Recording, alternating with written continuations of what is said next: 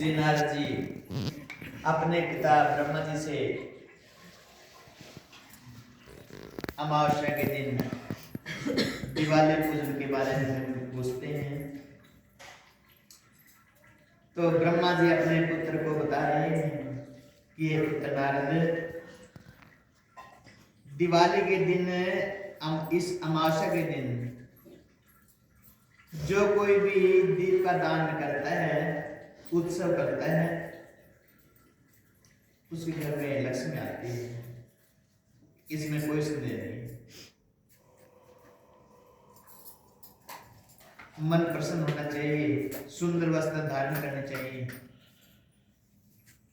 और घर में श्री लक्ष्मी जी का पूजन करना चाहिए। तो लक्ष्मी जी की बहन दरिद्रा कभी नहीं आएगी, लक्ष्मी जी प्रवेश कर जाएंगे उस घर में। हे पुत्र नारद, तुम मन लगाकर सुनो। इस दिवाली के उत्सव का व्याख्यान मैं तुमसे कहता हूं। इसके सुनने मात्र से तुम्हारे सब पाप धुल जाएंगे और भगवान श्री विष्णु जी के चरणों में तुम्हारा अटूट प्रेम रहेगा। कभी प्रेम उनके प्रति कम नहीं होगा तुम्हारा। हे पुत्र नारद, किसी ब्राह्मण ने भी धन की कामना से लक्ष्मी जी का पूजन किया था। तो नारद जी ने कहा कि ये पितामह, उनके बारे में बताइए मुझे, वो ब्राह्मण कौन था और उनके घर में लक्ष्मी जी कैसे आई, कैसे प्राप्त हुई उनको। तो ब्रह्मा जी कहते, पुत्र नारद सुनो, सत्यशर्मा नाम का ब्राह्मण था। प्राचीन काल में सत्यशर्मा नाम का ब्राह्मण था, बहुत ही निर्धन था।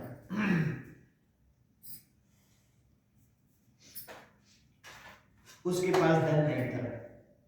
उसने मन में सोचा कि अगर मेरे पास धन होता तो मैं भी धर्म के कार्य करता जैसे और लोग कर रहे हैं, मैं भी उनके साथ में मिलकर करता। सत्यशर्मा नाम का वो ब्राह्मण हर समय दुखी रहता और कहता भगवान विष्णु जी से कि भगवान विष्णु, मैंने अपने जन्म में कौन सा ऐसा पाप किया है जिससे मुझे लक्ष्मी जी की प्राप्ति नहीं हुई। मुझे इतना धन तो दिया होता ताकि मैं धर्म के कार्य करता, दान पुण्य अपने हाथ से करता, कल्याण होता मेरा।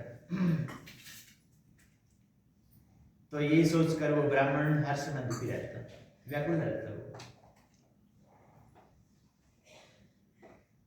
कहता कि हे भगवान, और तो मेरे पास सब कुछ है, परिवार भी अच्छा है, मुझे मिला है, मगर हे प्रभु, थोड़ा सा धन अगर मुझे भी दिया होता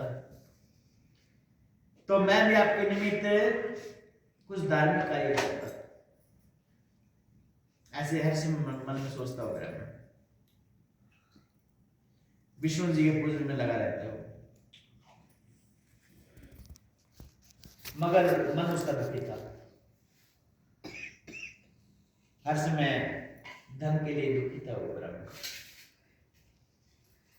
तो किसी ने उनको सलाह दी कि भगवान शंकर जी का पूजन करो, क्योंकि भगवान शंकर जी का पूजन करने से धन धान्य की प्राप्ति होती है। भोलेनाथ कृपा जरूर करेंगे।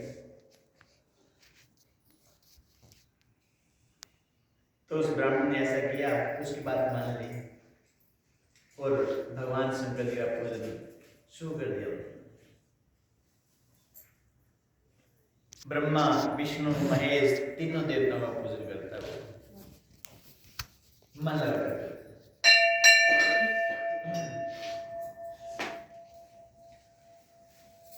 इस प्रकार से बहुत दिन हो गए, बहुत दिन व्यतीत हो गए शंकर जी का पूजन करते करते उस ब्राह्मण को। एक दिन भगवान शंकर जी ने सोचा कि ये ब्राह्मण मेरा पूजन रोज करता है, क्यों ना मैं इसके पास जाऊं। भगवान भोलेनाथ ने एक ब्राह्मण का रूप धारण कर लिया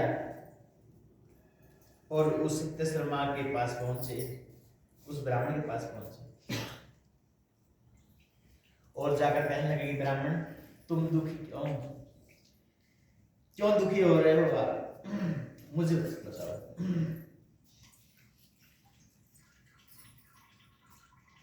तो उस ब्राह्मण ने कहा कि देखो सब लोग भगवान का दान पूजन हवन आदि करते हैं, अगर मेरे पास भी थोड़ा धन होता तो मैं भी धर्म की कार्य करता।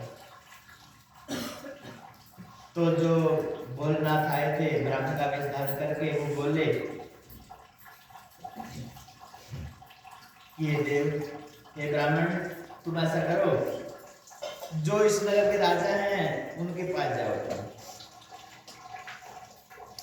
और जाकर ये वचन उनसे ले लो कि दिवाली के दिन, अमावस्या के दिन कोई भी अपने घर में बत्ती न जलाए,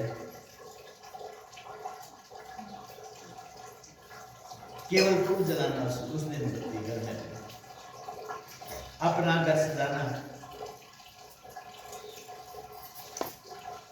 ऐसे समझा के वो जो भोलेनाथ जो आए थे घर पर ब्राह्मण बनकर वो चले गए वो समझाकर, और सत्य शर्मा की बात मान ली। वो उस नगर के जो राजा थे उनके पास पहुंचे, जाकर उनके सभा में बैठ गए। राजा ने देखा कि ब्राह्मण आए हैं, उनका आदर सत्कार किया। कहा कि कहो ब्राह्मण कैसे आना हुआ, तुम्हारा स्वागत है। तो उस ब्राह्मण ने कहा कि ये भगवान आपके दर्शन की लालसा मन में हुई, मैं आपके पास आ गया।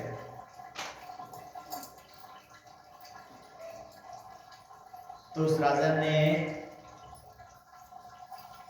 उस ब्राह्मण से कहा कि तुम्हारे मन में कोई बात है। तो सत्य शर्मा ने कहा कि राजन, अगर आप मुझे पहचान गए हो तो आप मुझे एक वचन दो। अरे अरे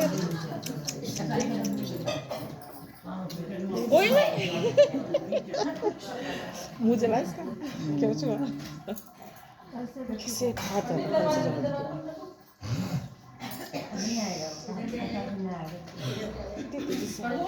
उस वचन में ब्राह्मण ने उधर से आ जाएगा जैसे भगवान भोलेनाथ ने उनको समझाया था, उस ब्राह्मण ने समझाया था उनको, वही कहा कि मुझे वचन दो। तो राजा से उन्होंने वचन ले लिया। उन्होंने कहा कि राजन, अमावस्या का दिन ये आ रहा है, इस दिन में कोई भी अपने घर में बत्ती न जलाए, केवल मेरे घर में बत्ती जलनी चाहिए। ये वचन दे दो। तो राजा ने कहा कि ब्राह्मण ऐसा ही हो, कोई भी नगर में बत्ती नहीं जलाएगा, तुम अपने घर पर सजाना। राजा से वचन ले लिया। राजा ने नगर में ढिंडोरा पिटवा दिया कि आज नगर में कोई भी अपने घर में दीप नहीं जलाएगा, शोभायमान अपने घर को नहीं करेगा, केवल सत्य शर्मा ब्राह्मण वही अपने घर में बत्ती जलाएगा। तो उस ब्राह्मण ने उस दिन अपना घर शोभायमान किया, बत्ती जलाई, अनेक तरह दीप दान किए उन्होंने, अनेक तरह से अपने घर को सजाया। वो दिवाली का दिन था। तो रात्रि को माँ लक्ष्मी जी घर घर घूमती हुई आई, उस ब्राह्मण के पास पहुंची, ब्राह्मण के घर के पास पहुंची। लक्ष्मी जी ने पूरे नगर में अंधकार देखा। चलती हुई आ रही है लक्ष्मी जी, तो वहां पर ब्राह्मण अपने घर के आगे बैठ गए। जब लक्ष्मी जी आई, ब्राह्मण के घर में शोभायमान देखा, घर सजा हुआ देखा, तो उस घर में जाने लगी लक्ष्मी माता, उस घर में प्रवेश करने लगी।